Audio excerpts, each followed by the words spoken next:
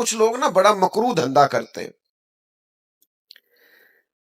وہ اپنی تقریر چمکانے کے لیے مشاجرات بیان کرتے ہیں۔ میں آج بتاؤں گا حضور کے صحابہ کی شان کیا ہو۔ بھئی آپ کیا بتائیں گے؟ وہ تو اللہ نے بتا دی ہے قرآن میں، وہ تو احادیث میں آ گئی۔ میں بتاؤں گا اہل بیت کی عظمت کیا ہو؟ بھئی آپ کو یہ انوکھی چیز بتائیں گے؟ وہ تو سارا کچھ قرآن مجید نے بیان کر دیا، احادیث مبارکہ میں موجود ہے۔ آپ ایک راوی ہیں، آپ روایت کریں، آپ بیان کریں پڑھ کے، آپ انتشار کا باعث نہ بنے، عقیدتوں کے فروغ کا باعث بنے، محبتوں کے فروغ کا باعث بنے۔ یہ سارا کچھ سکھایا ہی صحابہ نے، آپ کے پاس کہاں سے آیا؟ آپ کو کیسے پتا چلا کہ صحابہ حضور کی اولاد کا اکرام کرنا؟ یہ صحابہ نے ہی بیان کیا، صحابہ سے ہی ہمیں ملا ہے، یہ صحابہ کی ہی طرز زندگی سے ہم نے سیکھا ہے۔ توجہ کیجئے گا بات پر۔ بعض اوقات نا ہنسی آتی ہے، بیچارہ ایک دن بھی کسی ادارے میں نہیں گیا، کسی استاد کے پاس نہیں بیٹھا، کچھ پتہ نہیں، اور وہ کیا کہہ رہا ہے، کہنا مولویوں نوں کی پتہ معرفت کی ہوندی ہے۔ میں کہا جیڑی تیرے کو لے واقعی کسی نہیں پتا۔ بانج علموں جو کرے فقیری، او کافر مرے دیوانہ ہو۔ وہ جو تو کہہ رہا ہے نا واقعی وہ نہیں پتا، تو سچ ہے۔ تو عجیب لوگ ہیں، اور جناب وہ لوگ بڑے حیران ہوتے ہیں کہ بڑی حیرت انگیز بات کر رہا ہے۔ تو سمجھ لینا ہے، آپ نے غور کرنا ہے کہ واقع کربلا واضح ہے۔ امام حسین رضی اللہ تعالیٰ عنہ کا مقصد واضح۔ امام حسین نکلے تھے کہ ظلم نہیں کرنے دیں گے، جبر نہیں کرنے دیں گے، بربریت نہیں کرنے دیں گے، غیر اخلاقی انداز نہیں اختیار کرنے دیں گے۔ کوئی بادشاہ جبر کے زور پر اگر مسلط ہوگا تو مسلط نہیں ہونے دیں گے۔ ظلم و جبر و بربریت کے خلاف نکلے امام حسین۔ اور پھر جن رستوں پہ تھوڑی مشکل آئے نا، گاڑی چلانے والے کا پتہ بھی انہی رستوں پہ چلتا ہے، سیدھی سیدھی تو سارے چلا لیتے ہیں۔ یہ سپیڈ بریکر زیادہ ہو نا، وہ ایک دفعہ ہم سندھ گئے ہوئے تھے کچھ دنوں کے لیے، مختلف محافل میں 5-6 دن لگ گئے، تو واپسی پہ سکھر پہ موٹر وے سے چڑھ گئے۔ تو میں نے اپنے گاڑی چلانے والے دوست سے کہا لو اب لاہور تک آسان ہے، تو کہنے لگا حضرت صاحب ہے مشکل جی۔ میں کہ کیوں؟ کہنے لگا تے نیند آن لگ پی سیدھی سیدھی جو ہوئی۔ وہ جڑا اچانک چنگچی والا سامنے آتا ہے نا، بندہ ذرا جاگتا رہتا ہے، اچانک سپیڈ بریکر آتا ہے تو آنکھیں کھلی رہتی، جس میں شک ہوتا ہے نا کہ انہیں تے اشارہ بھی نہیں لانا، تو بندہ ذرا احتیاط سے چلاتا ہے۔ لیکن یہ بالکل ہی سیدھی سیدھی ہے، تو اس میں کیا ہوتا ہے، نیند آنے لگتی۔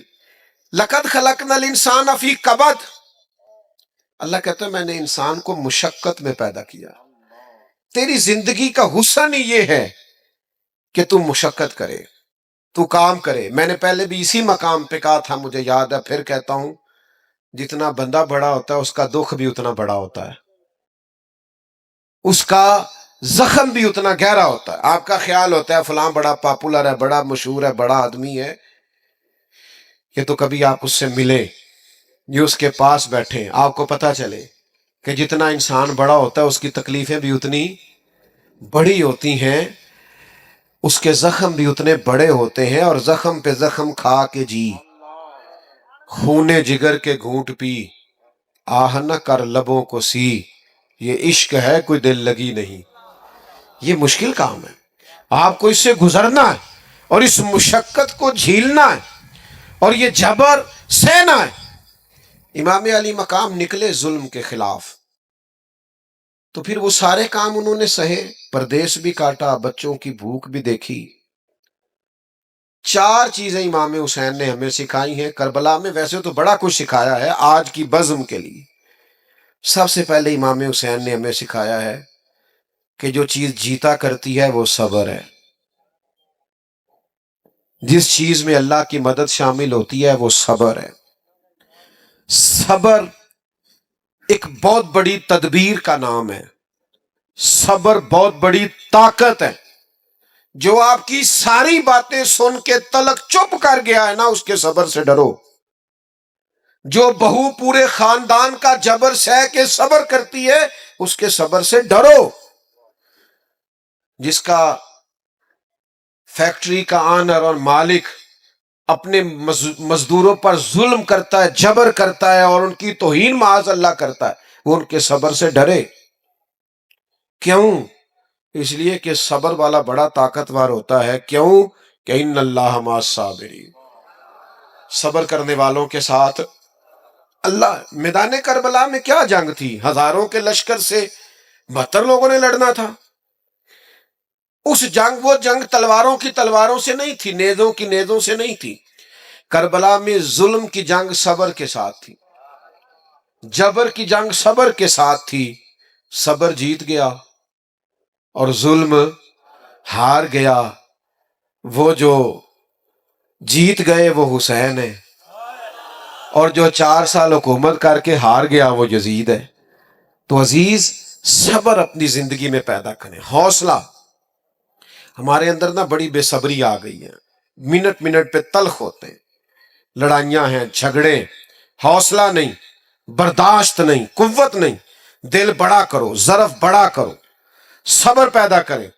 آپ کو محسوس ہوگا کہ آپ طاقتور ہوتے جا رہے ہیں. دوسری بات ہمیں امام حسین نے کربلا میں سکھائی ہے استقامت. مجھے ایک بچہ کہنے لگا کہ میں بڑے کام کرنا، کوئی بھی توڑ نہیں چڑھتا. میں کیا تو بڑے رہن دے، کوئی ایک ہی کام کر، لیکن استقامت سے کر. پتھر بھی کہیں پڑا رہ جائے نا مستقل، تو اس پہ مٹی چڑھتی رہتی ہے، وہ طاقتور ہو جاتا ہے، وزنی ہو جاتا ہے. ایک قطرہ بھی، ایک قطرہ قطرہ ٹوٹی سے گرے نا، نل کبھی لیک ہو جائے، قطرہ قطرہ گرے تو نیچے پتھر بھی ہو نا، گرے ذرا مستقل، اس میں بھی سوراخ کر دیتا ہے. حالانکہ پانی سے پتھروں میں سوراخ، لیکن سوراخ کیوں ہو گیا؟ کہ وہ مستقل گرا ہے. آپ کوئی کام مستقل کریں گے تو فتح یاب ہو جائیں گے. لیکن ہم کیا کرتے ہیں؟ صبح ارادہ اور ہے، اور دوپہر کو پروگرام اور ہے، اور شام کو بالکل ہی اور ہے. تو پھر کوئی کام نہیں ہوتا. مستقل آپ کام کریں، مستقل بنیادوں پہ. چیزیں آئیں گی آپ کو کمزور کریں گی، کبھی اولاد، کبھی مال، کبھی وطن، لیکن امام حسین سے سیکھو نا. امام علی مقام ایک جگہ بھی کمزور نہیں پڑے. سیدنا امام حسین رضی اللہ تعالیٰ عنہ اتنے طاقتور رہے کہ انہیں اپنے پیاروں کی میتیں بھی اٹھا کے لانی پڑی، تو پھر بھی وہ استقامت کے ساتھ کھڑے رہے. کہیں کھڑے تو ہوں. ضروری نہیں ہے حالات ہمیشہ آپ کے مطابق ہی ہوں، حالات اوپر نیچے ہوتے رہتے ہیں. وہ ایک بزرگ تھے تو ان پر کسی نے کوئی الزام لگا دیا، الزام جھوٹا تھا، تو پیار کرنے والوں نے پتھر مارنے شروع کر دیے. تو ایک آدمی گزرا تو پھول پھینک گیا، تو شیخ نے پھول اٹھا کے واپس کر دیا. کہنے لگے آج کل پھولوں کے دن نہیں، پتھروں کے ہیں. بڑی جلدی پھولوں کے بھی آنے والے ہیں، پھر پھول لیں گے تم سے انشاءاللہ. ابھی ہمیں یہ دن بھی تھوڑے سے اسی طرح مسکرا کے گزارنے دو، دن جو ہمارے چل رہے ہیں. تو میرے بھائی یاد رکھیے گا اور سمجھیے گا، استقامت سے وقت گزارے، دن تو اوپر نیچے ہوتے رہتے ہیں. تیسری بات، اپنی اولاد کی تربیت سخت بنیادوں پر کریں. بچوں کی ساری خواہشات پوری کرنا بعض اوقات ان کے ساتھ زیادتی ہوتی ہے. جی میں جو انہوں نے کہا میں نے لا کے دی ہے. آپ نے غلط کیا بھیا. آپ کو کچھ چیزیں نہیں بھی دینی چاہیے تھی، تاکہ زندگی میں اگر انہیں کبھی کوئی چیز نہ ملے تو ان کے دل نہ ٹوٹے. ان کو صبر کرنا بھی آئے، حوصلہ بھی کرنا ہے. کبھی کبھی آپ کو انکار بھی ہونا چاہیے. یعنی وہ کچھ لوگ ایسے ہوتے ہیں جن کا پتہ ہوتا ہے ان کو انکار بھی کر دیا، نہ جا تیرے حال نہیں ہونا آتے وہ اپنے، انہیں مڑ بھی جانا کدھرے نہیں. تو نہیں جاتا بندہ، کئی دفعہ نہیں بلاتا، نہیں جاتا، نہیں زیادہ ملاقات کرتا، پتہ بندہ اپنا ہے. تو کچھ ایسے تعلقات ہوتے ہیں جو کسی قیمت پہ ٹوٹتے نہیں. تو کچھ ایسا کرے کہ اولادوں کی سخت بنیادوں پر تربیت کرے. دیکھیں نا، حضور سید عالم صلی اللہ علیہ وسلم نے تربیت کی ہے اپنی اولاد کی، تو کن بنیادوں پہ سرور کائنات نے تربیت کی؟ حضور سید عالم علیہ السلام نے اس بنیاد پر تربیت کی کہ اللہ سے دعا مانگی، اے اللہ ایک وقت روٹی دینا اور ایک وقت فاقہ دینا. فاقے رہے، ہفتہ ہفتہ فاقے رہے سیدہ پاک کے گھر میں. کائنات کے سب سے عظیم شہزادے تو یہ تھے نا. تو یہ فاقے سے رہنا اور مشقت سے رہنا. حضرت علی رضی اللہ تعالیٰ عنہ خود اپنے بچوں کی تربیت کرتے تھے. ہمارے گلی میں لڑائی ہو جائے نا اور کسی پر ظلم بھی ہو رہا تو ہم اپنے بچے سے کہتے ہیں بیٹا تو نہیں باہر جانا، ساڑی نہیں لڑائی. لیکن جب بلوانیوں نے امام حضرت عثمان غنی رضی اللہ تعالیٰ عنہ پہ حملہ کیا تو مولا علی خود تلواریں دے کے دونوں شہزادوں کو دروازے پہ کھڑے کر کے آئے تھے، بیٹا تمہارے خالو کا گھر ہے، کوئی شریر اندر نہیں جانا چاہیے۔ اپنے بچوں کو تیار کیا مشقت کے لیے، محنت کے لیے، جدوجہد کے لیے۔ اپنے بچوں کو بہت زیادہ دولت جمع کر کے دینے سے بہتر ہے انہیں محنت کا عادی بناؤ۔ بہت پیسے دے کے چلے جاؤ، یہ محنت کے عادی نہیں ہوں گے، یہ تو مہینوں میں کھا جائیں گے۔ اصل کام تو یہ ہے کہ یہ علم والے ہوں، ہنر والے ہوں، سمجھ والے ہوں۔ یہ امام علی مقام نے کردار ادا کیا۔ مجھے ایک دفعہ ایک دوست نے پوچھا کہ علماء کہتے ہیں کہ 3 دن پانی نہیں ملا اور کھانا نہیں ملا تو پھر بھی وہ بڑی بہادری سے لڑے، تو ہم روزہ رکھتے ہیں، عصر کے وقت اٹھا نہیں جاتا، وجود ساتھ نہیں دیتا۔ تو انسانی وجود میں اتنی طاقت نہیں ہوتی کہ 3 دن کھائے پیے بغیر وہ گزارا کرے، تو کیسے ہو گیا؟ تو میں نے کہا آپ کی بات فلسفے کے لحاظ سے درست ہے، لیکن اگر کسی کی ماں نے 7-8 سال کی عمر میں سکھا دیا ہو 3 دن بھوکے پیاسے رہنا، تو پھر کیا خیال ہے؟ اگر کسی کی ماں نے یہ سبق دے دیا، امام راضی کو پڑھیے نا، 3 دن روزے رکھے سیدہ فاطمہ نے، مولا علی نے، امام حسن اور حسین نے، لیکن جب بھی افطاری کا وقت آیا، دروازے پہ کوئی مانگنے والا آیا، سارا اسے دے دیا۔ 3 دن مسلسل روزہ ہے، اور افطار کے لیے کوئی خاص بندوبست نہیں ہے، تو جن کو 7.5-8 سال کی عمر میں عادت تھی نا میرے بھائی 3 دن بھوکا پیاسا رہنے کی، انہیں پھر کربلا میں بھوکا پیاسا رہنا پڑا۔ تو انہوں نے عرض کی کہ یا رسول اللہ صلی اللہ علیہ وسلم، آپ نے ہم پر بڑے احسانات فرمائے ہیں، آپ نے بڑی تبلیغ فرمائی ہے، آپ نے بڑی کرم نوازیاں کی ہیں، آپ کی وجہ سے ہمیں ہدایت کا نور ملا ہے، ہم اس کا کچھ بدل تو نہیں دے سکتے، لیکن یہ کچھ نظر ہر مہینے ہم آپ کی بارگاہ میں پیش کریں گے اگر آپ قبول فرمائیں۔ ابھی صحابہ حضور کے غلام یہ کہہ ہی رہے تھے کہ اللہ تعالیٰ نے قرآن مجید نازل فرما دیا، فرمایا قل لا اسألکم علیہ اجرا الا المودۃ فی القربى، اے محبوب علیہ السلام آپ اپنے غلاموں سے فرما دیں کہ میں تبلیغ دین پر تم سے کوئی اجر نہیں مانگتا، الا المودۃ فی القربى، بس میرے قریبیوں سے محبت کرتے رہنا، ازواج مطہرات سے، میری شہزادیوں سے، حسنین کریمین سے، مولا علی سے، میرے قریبیوں سے پیار کرنا۔ نوجوانوں، آج چونکہ دین کے معاملات میں بحثیں بہت ہوتی ہیں، تو بعض جو بڑے نکھرے اور واضح موضوعات تھے ان کو بھی لوگوں نے الجھا دیا۔ یہ بڑا سیدھا سادہ سا موضوع ہے، اس میں الجھنا نہیں ہے۔ ہم نے حضور کے جمیع صحابہ سے محبت کرنی ہے اور حضور کی اولاد کے بچے بچے سے پیار کرنا ہے۔ آج تو لوگ بڑے دعوے دار بنتے ہیں نا، اور اپنے تئیں بڑے محب اہل بیت بنتے ہیں، لیکن جو انداز محبت اہل بیت کا فاضل بریلوی رحمت اللہ علیہ نے اختیار کیا وہ کہیں اور نہیں ملتا۔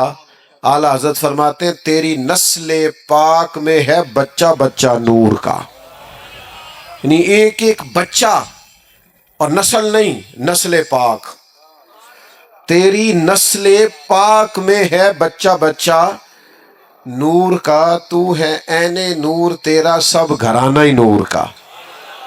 تو ان لوگوں کا اپنے دل کے اندر احترام پیدا کریں، پیار پیدا کریں، ان کے لیے جذبات عقیدت کے رکھیں۔ ہمارے دلوں میں ہماری اولاد کا پیار ہوتا ہے اور بڑی اچھی بات ہے، بزرگوں کا، والدین کا پیار ہوتا ہے، بڑی اعلیٰ بات۔ جائز طریقے سے کمائی ہوئی کمائی کا بھی پیار ہو تو اچھی بات ہے۔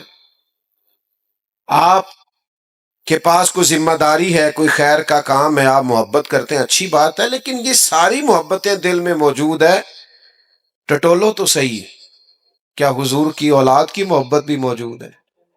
اس پر غور کریں۔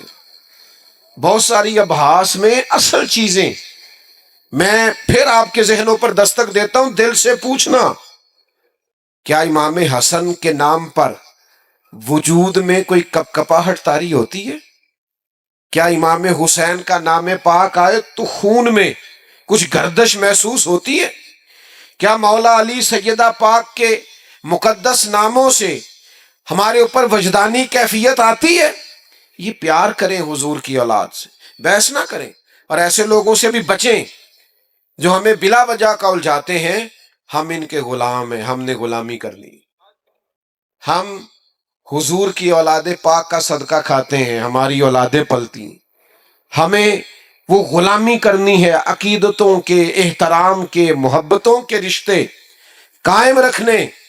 دیکھو حضور کس ترتیب سے اپنی اولاد کی محبت بیان کرتے ہیں۔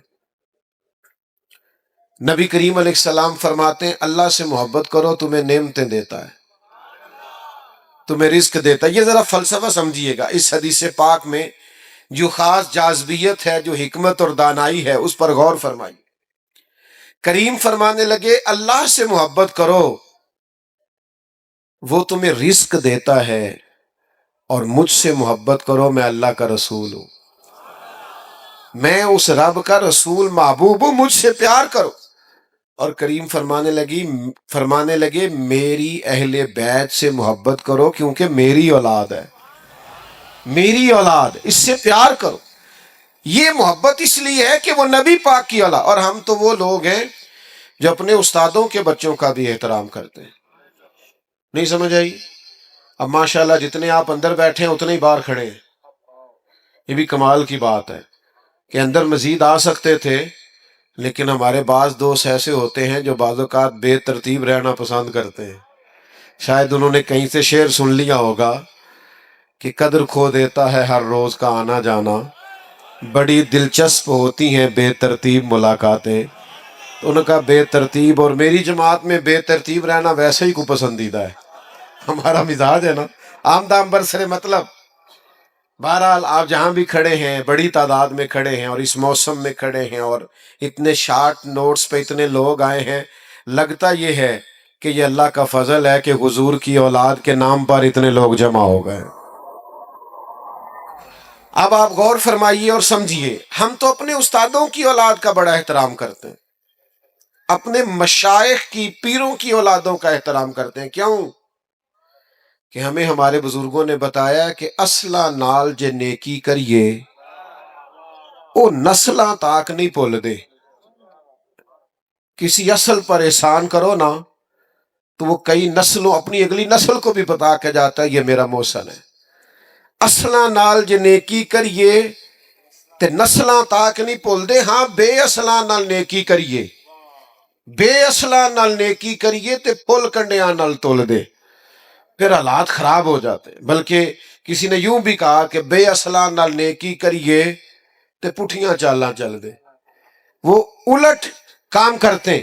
تو دوست، ہم تو اپنے بزرگوں کی اولادوں کا اور استادوں کی اولادوں کا احترام کرتے ہیں، تو جو نبی پاک کی اولاد ہے، جو حضور کا مقدس خاندان ہے، اس کے لیے کتنی کو عقیدت ہمارے دل میں ہونی چاہیے، کتنا کو احترام ہونا چاہیے، کس حد تک بڑھ کے ہمیں اپنی عقیدتوں، ارادتوں اور محبتوں کا اظہار کرنا چاہیے، اس کو ذرا سمجھیں۔ میں نے پہلے بھی کئی دفعہ دوستوں کو ایک بات سنی، چھوڑ دے بھائی، چھوڑ دے، کوئی دوست کسی کو اشارہ نہ کرے، او بھیا پیارے رہنے دو، رہنے دو، آپ کی مہربانی۔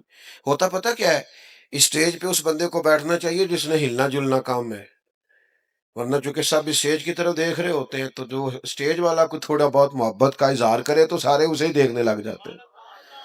تو ساڈا اس ویلے مسئلہ ہے کہ سانو ویکھو، تو یہ بھی عجیب لڑائی ہے محبت کی۔ تو اس لیے کوئی کسی کو اشارہ نہ کرے۔ باقی موبائل سے کچھ دوستوں کو بڑا عشق ہے، آپ جتنا مرضی زور لگائیں انہوں نے نہیں بند کرنا۔ وہ تو مینوں کئی جگہ تو پتہ لگا سوندے بھی سرانے تھلے رکھ کے نے کہ کوئی لے نہ جائے۔ اب اس عشق کا بھی کوئی علاج نہیں، انوکھا ہے، لہذا آپ نہ منع کرنے کا اشارہ کریں، بس ٹھیک ہے اب ایسے ہی چلتا ہے، زمانہ کچھ اس طرح کا ہو گیا ہے۔ بہرحال آمدام برسر مطلب، تھوڑی توجہ کریں۔ میں نے پہلے بھی ایک دو دفعہ بات عرض کی ہے، ہمارے جو پرانے دیسی لوگ تھے نا، ان کی عقیدتیں بڑی ٹھیک تھیں۔ پڑھے لکھے زمانے میں بیسے ہی بیسے ہیں۔ پرانے لوگوں کی نا، والد صاحب نا بڑی عید پہ چاول لائے، ابا جی چاول بڑے اچھے تھے، تو یہ پرانے لوگ جانتے ہیں کہ سیمپل کہتے تھے، جو نیا چاول آتا تھا نا 2 کلو چاہیے، سیمپل پہلے پکا کے دیکھ لو۔ پہلے سیمپل آیا، اماں جی نے پکائے، بڑی تعریف کری، کہا بڑا لمبا چاول ہے، بڑا خوشبودار ہے۔ اور بڑا پھول گیا ہے پک کے، بڑا مزیدار ہے۔ ابا جی پھر وہ خرید لائے، بڑی عید پہ چاول آئے، تو ایک دو دفعہ پکے، پھر دوبارہ دوسرے چاول پکنے لگ گئے جو پہلے سے گھر میں موجود تھے۔ تو والد صاحب میری اماں جی سے کہنے لگے کہ وہ چول کتنے نہیں، سانو پھر وہی دینے شروع کرتے نے۔ تو میری والدہ چپ کر گئی۔ سادے اور کم پڑھے لکھے لوگوں کے اندر جو عقیدتیں بڑی انوکھی تھیں، کہنے لگی وہ چول بڑے سونے سن، میں رکھ چھڑے نے 10 محرم نو امام حسین دی نیاز پکاواں۔ مکان کچے عقیدے پکے، مکان کچے عقیدے پکے، یعنی چاول بھی دینا ہے ان کی نیاز میں تو ستھرا دینا۔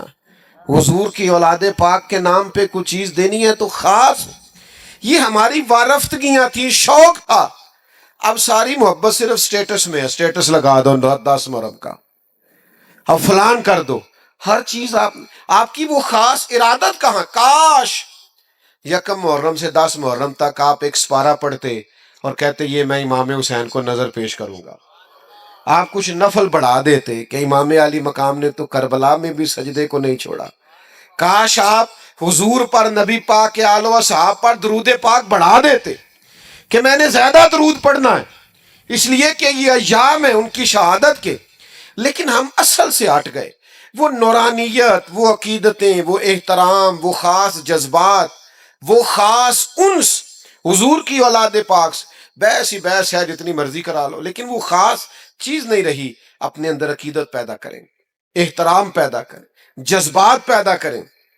ہمارے بزرگ سادات کا بڑا احترام کرتے تھے، وہ حضور کی نسل کا بڑا احترام کرتے تھے، صحیح العقیدہ سادات کے اکرام بڑے کرتے تھے۔ لیکن ہماری نئی نسل میں تو وہ ذوق شوق ہی نظر نہیں آتا۔ تو پہلا سبق آج کا یہ ہے کہ حضور کی اولاد کا پیار ضروریات دین میں سے ہے، اس کو اختیار کریں، اپنے دلوں میں پیدا کریں، خاص وارفتگی۔ چلے اس طرح کریں 9-10 محرم کا روزہ ہی رکھ لیں کہ میں ان کی یاد میں اس عبادت میں مشغول ہو گیا ہوں، کچھ تو کریں، اور یہ بڑی برکت والا روزہ ہے۔ دوسری بات آپ سے یہ کرنی ہے کہ ہمیں نبی پاک کی اولاد کا پیار سکھایا ہی صحابہ نے ہے۔ نہیں سمجھ آئی آپ کو بات کی؟ سکھایا ہی، جتنی ان کی فضیلت کی روایتیں ہیں، روایت ہی صحابہ نے کی، بتائیں ہی صحابہ نے، یہ محبتیں آئیں ہی ادھر سے۔ ہمیں حضرت عمر نے تو سکھایا ہے حسنین کا اکرام کیسے کرنا ہے، حضرت ابو ہریرہ نے تو سکھایا ہے، انہوں نے تو ہمیں سکھایا ہے۔ کوئی کام پڑ گیا حضرت امام حسن کو حضرت عمر فاروق سے، امیر المومنین تھے جناب عمر، تو آپ تشریف لے گئے ملاقات کے لیے حضرت فاروق اعظم کی خدمت میں۔ جب پہنچے نا تو دروازے کے باہر آپ کے اپنے بیٹے حضرت عبداللہ ابن عمر بھی کھڑے تھے۔ تو حضرت امام حسن رضی اللہ تعالیٰ عنہ جناب فاروق اعظم کے صاحبزادے سے کہنے لگے آپ یہاں کیوں کھڑے ہیں؟ تو فرمانے لگے کہ والد صاحب کے پاس نا کچھ مہمان آئے ہیں، تو کوئی میٹنگ چل رہی ہے، کچھ گورنر حضرات بیٹھے ہیں، تو مجھے انہوں نے کہا تم ذرا باہر کھڑے ہو، کوئی بات کر رہے ہیں وہ، تو میں آ گیا ہوں۔ تو امام حسن فرمانے لگے ٹھیک ہے، میں بھی ظہر کے وقت مسجد میں مل لوں گا، مجھے کوئی کام تھا۔ تو حضرت عبداللہ فرمانے لگے نہیں آپ چلے جائیں، آپ تو حضور کے شہزادے ہیں۔ انہوں نے کہا نہیں وہ مصروف ہیں، انہوں نے کہا بھی، لیکن امام حسن واپس تشریف لے گئے۔ جب جناب عمر فارغ ہوئے تو حضرت عبداللہ ابن عمر نے بتایا کہ امام حسن آئے تھے۔ تو حضرت فاروق اعظم فرمانے لگے روکا کیوں نہیں، مجھے بلایا کیوں؟ عرض کی حضور میں نے ان سے کہا تھا، عرض کیا تھا، پر وہ چلے گئے۔ حضرت فاروق اعظم نہ گھر گئے نہ مسجد گئے، سیدھے امام حسن کے گھر گئے، دروازے پہ دستک دی، سیدنا امام حسن تشریف لائے، شہزادے آپ آئے تھے تو ملے بغیر آ گئے، کہا آپ مصروف تھے، میں نے کہا مسجد میں مل لوں گا۔ تو جناب عمر جذباتی ہو گئے، کہا آپ کو ملنا چاہیے، حضور آپ کے شہزادے بھی باہر کھڑے تھے۔ فرمایا میرا اور آپ کے، میرے بیٹے کا اور آپ کا کیا مقابلہ؟ کیا اس کی ماں کا نام فاطمہ ہے؟ کیا اس کی نانی کا نام ختیجہ ہے؟ کیا اس کے نانا کا نام محمد عربی ہے؟ ہمیں سکھایا ہی صحابہ نے، تم کہاں سے لے آئے ہو؟ بات ان کا اختلاف تھا۔ قربان جائیں. پھر حضرت عمر اور جذباتی ہوئے، سر سے امامہ اتار لیا، کہنے لگے شہزادے عمر کے سر پر یہ جو عزت کے بال ہیں یہ آپ کے نانا کے اگائے ہوئے. تو جب تک صحابہ کے دروازے پہ حاضری نہیں دو گے، اہل بیت کی محبت کا پتہ کیسے چلے گا؟ ادب کا پتہ کیسے چلے گا؟ ان کی محبتوں کا پتہ کیسے چلے گا؟ علامہ اسماعیل حقی رحمۃ اللہ علیہ نے ایک بات لکھی، فرماتے ایک دن حضور علیہ السلام تشریف فرما تھے، تو جس کمرے میں حضور جلوہ فراز تھے نا، وہاں جگہ کچھ کم تھی، اور صحابہ بالکل حضور کے مقدس قدموں میں آ کے بیٹھے ہوئے تھے، اور باہر بھی جہاں تک جگہ تھی کونوں میں دیواروں سے لگ لگ کے صحابہ بیٹھے تھے. اچانک ایسا ہوا کہ مولا علی شیر خدا تشریف لے آئے. ہر صحابی چاہ رہا تھا میں اٹھ کے مولا کائنات کو جگہ دوں، کیونکہ سب جانتے تھے علی کی محبت ایمان ہے، ان کا بغض نفاق ہے. ہر ایک چاہ رہا تھا میں اٹھوں، اپنی جگہ چھوڑوں، گنجائش بناؤں اور شیر خدا کو بٹھا دوں. قربان جائیے، سارے ہی چاہ رہے تھے، پر پتہ ہے سب سے پہلے کون اٹھے؟ جو نبیوں کے بعد سب سے بڑا درجہ رکھتے ہیں. افضل البشر بعد الانبیاء بالتحقیق حضرت ابو بکر صدیق. جناب صدیق اکبر سب سے پہلے اٹھے، اپنی جگہ خالی کی، مولا علی کا بازو تھاما، اپنی جگہ پہ بٹھایا. اب صحابہ کا مجمع ہے، حضور جلوہ فراز ہیں، کوئی تبصرہ کر ہی نہیں سکتا. حضور خود ہی بولے، فرمایا دیکھا تم نے میرے ابو بکر نے کیا کیا؟ دیکھا تم نے یا رسول اللہ؟ دیکھا. حضور فرمانے لگے کوئی عزت والا ہی کسی کی عزت کو پہچانا کرتا، صاحب عزت ہی کسی کو عزت دیتا. عزیزو، یہ تو ہمیں ان لوگوں نے سکھایا ہے. اس لیے تو بعض لوگ ایسے ہیں کہ ان پر اب غصہ نہیں آتا، اب تو ترس آتا ہے کہ یار تم کیا دھندا کر رہے ہو تقریر چمکانے کے لیے. ان لوگوں کے مابین تم اختلاف بیان کرتے ہو جن کے بارے میں قرآن نے کہہ دیا اشداء علی الکفار رحماء بینہم، یہ کافروں پہ سخت ہیں، آپس میں تو بڑے رحم دل ہیں. تو جن کو قرآن مجید کہہ رہے رحم دل ہیں، نس آ گئی، تم مزید کوئی نیا عنوان کیا بیان کرتے ہو؟ تو بھائیو، ایک تو یہ کہ ان سے احترام کریں، اور دوسرا یہ کہ سمجھیں ان کی محبت اور عقیدت ہمیں کس نے سکھائی. تیسری بات،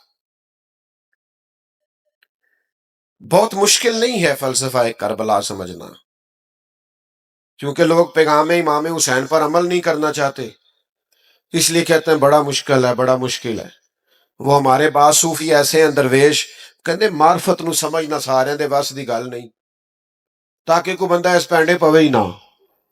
وہ اللہ کے بندے، یہ معرفت کیا ہے؟ سادہ سا اخلاق ہنسنا ہے، باطن کو سنوارنا ہے، اخلاص پیدا کرنا ہے، عاجزی پیدا کرنا، یہی ہے سارا.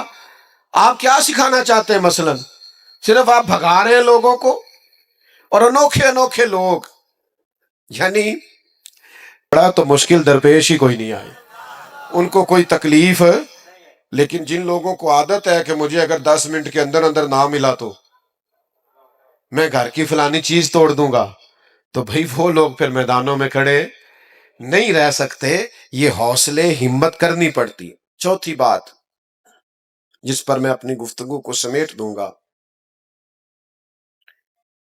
امام حسین نے ہمیں ایک سبق دیا ہے کہ جیت وقتی نہیں ہوتی، جیت دائمی ہوتی ہے. میدان میں رہنا شرط ہے، جیت کے آنا شرط. جوانوں دیکھ رہے ہو میری طرف؟ یہ جو لوگ 6 مہینے کسی دینی کام میں لگ جاتے ہیں، وہ کہتے ہیں انقلاب کیوں نہیں آیا. مجھے کچھ دوست کہتے ہیں آپ کو سالوں ہو گئے تقریریں کرتے، انقلاب کیوں نہیں آیا. میں کہتے ہیں نہیں نظر آندا، مینوں تے آیا نظر آندا ہے. یہ دیکھو نا، یہ بے موسمہ پھل ہے، جوان ہی جوان آئے ہوئے ہیں صاحب، یہ انقلاب نہیں. یہ دیکھو کس طرح کھڑے ہیں چاروں جانب، تو یہ انقلاب نہیں. یہ جس بچے نے نعرہ لگایا ہے چڑھتی جوانی اور خوبصورت داڑھی، تو انقلاب ہی ہے سارا. تو میرے بھائی، آپ کس کو انقلاب سمجھتے ہیں؟ باقی جہاں تک اس بات کا تعلق ہے کہ آپ محنت کرتے ہیں تو دنیا کیوں نہیں بدلی، تو بھائی نوکر کا کام یہ ہے کہ مسجد ٹائم پہ کھولے، اذان ٹائم پہ دے، نمازی تو رب بھیجا کرتا ہے. تو ہم ڈیوٹی دے رہے ہیں اور اذانیں پڑھ رہے ہیں، وقت آئے گا اللہ دل بدل دے گا، حالات ٹھیک ہو جائیں گے، پر ہم نے نوکری نہیں چھوڑنی، ہم نے ڈیوٹی، سمجھ آ رہی ہے، ہم نے بات کرنا نہیں چھوڑنا، ہم نے ذکر کرنا نہیں چھوڑنا، ہم ذکر کرتے رہیں گے، انشاءاللہ دلوں میں اتر جائے گا، ایک وقت آئے گا تبدیلی آ جائے گی۔ اور مجھے تو دور دور سے لوگ ملتے ہیں، وہ کہتے ہیں وہ آپ اتنے سال پہلے آئے تھے، آپ نے بات کی تھی، یہ داڑھی میں نے آپ کے کہنے پہ رکھی ہوئی ہے۔ تو پھر میں سوچتا ہوں کہ یہ انقلاب نہیں تو اور کیا ہے، میرے جیسے سب سے گناہ گار کے کہنے میں اتنا برکت ہے، تو نیک لوگ بات کرتے ہوں گے تو کتنی برکت ہوگی۔ تو میرے عزیز، امام حسین نے ہمیں بتایا ہے کہ تم ڈیوٹی کر جانا، 4 سال یزید رہ بھی گیا نا تو انشاءاللہ تعالی نام حسین کا ہی رہے گا، انشاءاللہ وقت آئے گا کہ ذکر حسین کا ہی رہے گا۔ تو محنت کریں، فٹافٹ نتیجہ نہ مانگیں، محنت کر کے نتیجہ اللہ پہ چھوڑ دیں، انشاءاللہ کرم والا نتیجہ ہی آئے گا۔ اللہ میری اور آپ کی حاضری کو قبول فرمائے۔